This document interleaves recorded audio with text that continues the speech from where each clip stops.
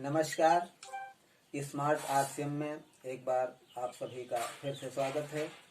आज 97% लोगों के जीवन में जो समस्याएं हैं उन समस्याओं के विषय में हम चर्चा करेंगे। ये समस्याएं कहाँ से पैदा होती हैं, कहाँ से इनका जन्म होता है, इस विषय में जानकारी हम सभी लेंगे। तो आइए शुरू करते हैं आज के इस बातचीत को और जानने का प्रयास करते हैं कि 97% लोगों की जो समस्याएं हैं जीवन की, जिनके कारण वो व्यक्ति अपने जीवन में कुछ आगे नहीं कर पाता है और उन्हीं समस्याओं में उलझकर अपने जीवन को समझौते की ज़िंदगी में बदल देता है और समझौते के साथ अपने जीवन को जीने लगता है। और इस समस्याओं का सबसे बड़ा कारण है जहाँ से हम अपनी ज़रूरतों का सामान लाते हैं वहीं से ये समस्याएं पैदा होती हैं। तो जहाँ से हम अपनी ज़रूरतों का सामान लाते हैं उसे इनडायरेक्ट सेलिंग मेथड यानी परंपरागत बाजार की व्यवस्था के नाम से जाना जाता है। हम सभी लोग जब अपने अपने क्षेत्रों में काम करते हैं, आइए देखते हैं, हम सभी काम करते हैं और काम करने का उद्देश्य होता है पैसा। पैसे के लिए हम काम करते हैं और पैसा हमारे जीवन में खर्च के लिए होता है और ये खर्च हम बाजार में करते हैं के लिए होता है और हम खर्च कहाँ करते हैं? बाजार में।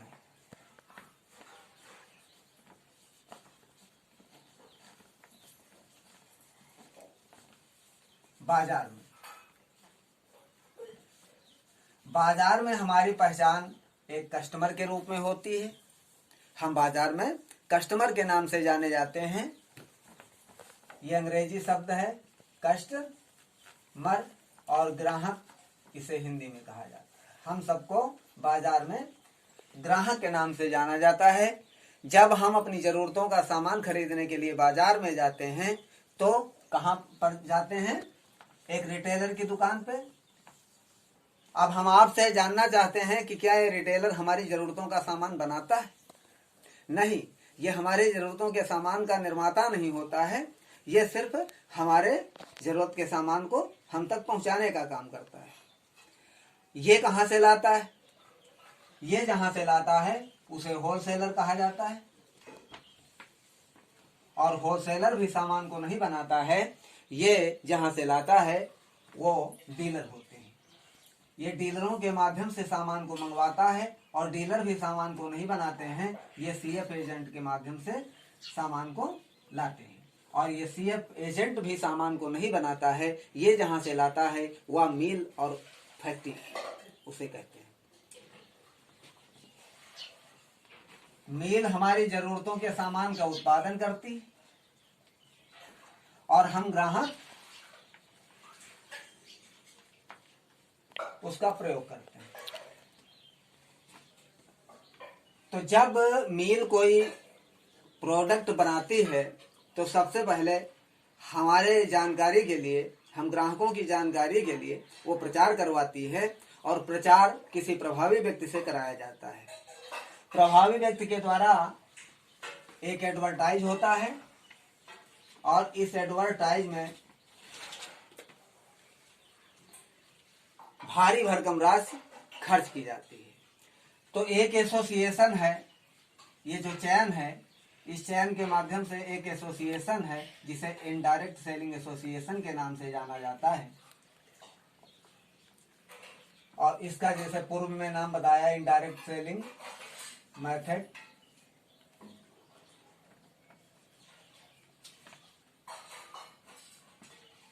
परंपरागत बाजार की व्यवस्था।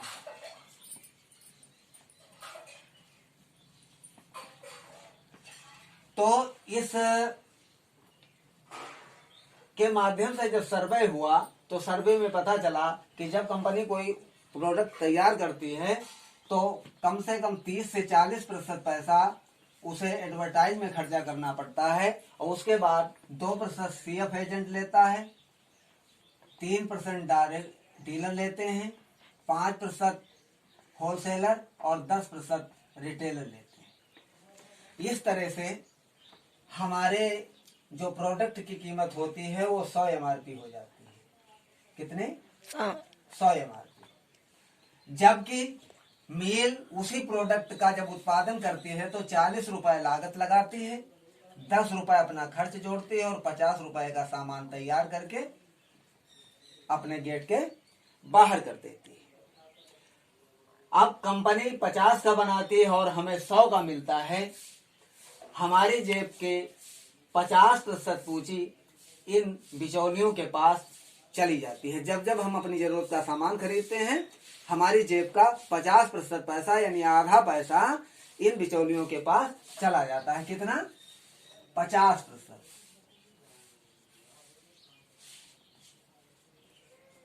ये ग्राहक के जीवन में समस्या है या नहीं है, इस बात को हर ग्राहक समझने का प्रयास करे। यदि उसे ये लगे, ये आभास हो कि वाकई हमारी जेब का पैसा है, कमाता कौन है? ग्राहक। ये पैसा जाता किसका है? ग्राहक का। किसके पास जाता है? बिचौलियों के पास, जिन्हें हम अच्छे से जानते भी नहीं हैं। उनको लगातार काम करते हुए जब तक हम काम करेंगे तब तक इन बिचौलियों को अपनी जेब का, अपनी कमाई का आधा पैसा जो है इन्हें लगातार देते रहते हैं। और जब हम इस दुनिया से जाएंगे तब हम अपने बच्चों को इस चैन के माध्यम से अपनी जरूरतों को पूरा करने की बात कहकर जाते हैं। इस तरह पीढ़ी दर पीढ़ी हम इन बिचौलियों को जो है अपनी मेहनत की कमाई का पैसा लगातार देते रहेंगे। यह है समस्या। अकेली एक समस्या नहीं है, एक और समस्या है। इसे चैन के माध्यम से एक समस्या ग्राहकों को और झेलनी पड़ती है और वो समस्या इस समस्या से भी बड़ी समस्या है और वो है डुप्लीकेसी। कुछ पैसे के लालची लोग इस चैन के माध्यम से जब कोई मिल अपने उत्पादन का, अपने प्रोडक्ट का अच्छा परफॉर्मेंस करती है, अच्छी ख्याति प्राप्त करती है, उसका प्रोडक्ट अच्छा होता है, तब कुछ डुप्लीकेट करने वाले लोग इसके रैपर को चुरा लेते हैं और रैपर चुराने के बाद CF एजेंट और डीलरों से संपर्क कर लेते हैं और इनसे कहते हैं आप 2% 3% पे काम करते हो, हम आपको 20 से 30% का मुनाफा देंगे, आप हमारे द्वारा बनाए गए प्रोडक्ट को इस चैन के माध्यम से कस्टमर तक पहुंचा दो। तो ये कहते हैं कि हमें तो पैसा कमाना है। इस तरह से डुप्लीकेट सामान हमारे आपके घरों तक पहुंच जाता है, जिसके कारण उसके इस्तेमाल करने से हमारे स्वास्थ्य में प्रभाव पड़ता है और हम जो है धीरे धीरे करके अस्वस्थ रहने लगते हैं, यानी बीमार पड़ जाते हैं। बीमार होने के बाद हमें डॉक्टर के पास जाना पड़ता है।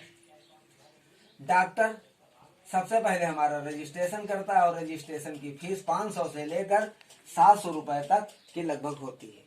जब बड़े डॉक्टर को, MBBS डॉक्टर को हम अपने इलाज के लिए दिखाते हैं तो सबसे पहले वो रजिस्ट्रेशन करवाता है और रजिस्ट्रेशन करवाने के बाद वो जांच लिखता है कि आप जांच करवा के आओ, उसके बाद दवा चालू होती है। और यह देन है इसी चैन के माध्यम से जो डुप्लीकेसी हो रही है उसका परिणाम है।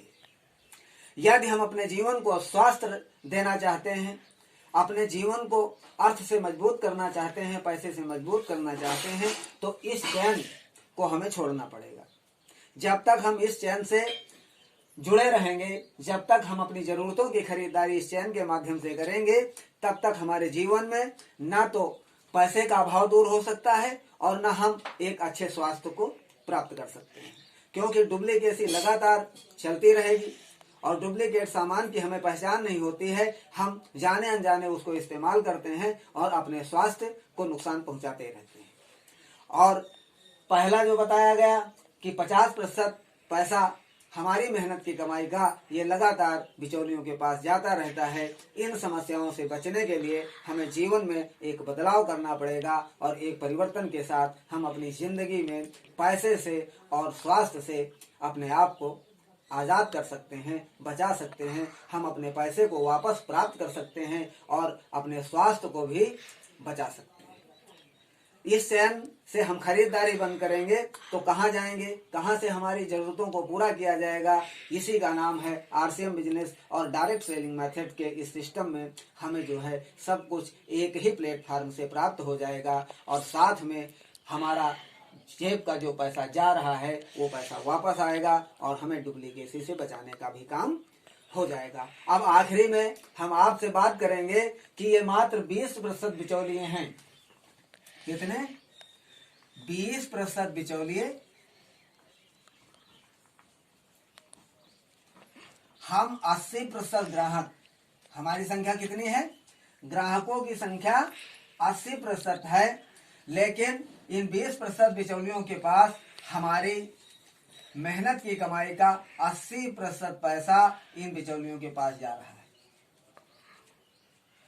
और 20% पैसा हमारे आपके पास बचता है। अब जब जब हम अपनी जरूरतों का सामान खरीदते हैं, हमारी मेहनत का आधा पैसा वहां जाना ही है। इस बात को बिल्कुल क्लियर कर दिया गया है। इसलिए जागिए, ग्राहक को जागने की आवश्यकता है। जब हम जागेंगे तो अपने अधिकार की इस लड़ाई को लड़ सकते हैं। आरसीएम एक बिजनेस ही नहीं, यह हमारे जीवन का वो अभियान है जो हमें जिंदगी में सफलता की तरफ ले जाता है, हमें आत्मसंतुष्ट जीवन देता है और जिंदगी में बहुत बड़े मुकाम को हम हासिल करके अपने जीवन को सही दिशा की तरफ ले जा सकते हैं। अब सबसे आखिरी में हम बात करेंगे कि इस चैन में अगर देखा जाए तो सबसे नंबर 1 पे महत्वपूर्ण कौन है। अगर हम ग्राहक ना हो, अगर हम ग्राहकों को हटा दिया जाए तो क्या ये मिल जो उत्पादन कर रही है इनके द्वारा अपनी मिल को चला सकती? नहीं। और ये मिल उत्पादन करना बंद कर दे तो ये बीच के लोग क्या हमारी जरूरतों का सामान हमको दे सकते हैं?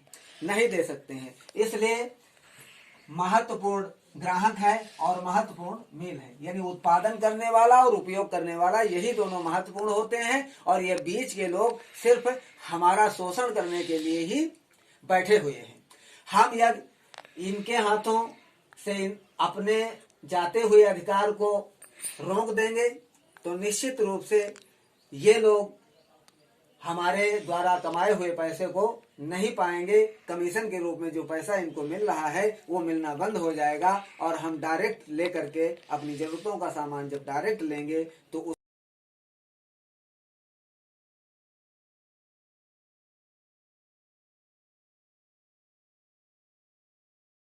आप इस बातचीत से सहमत हैं तो इन बिचौलियों को हटा दिया जाए।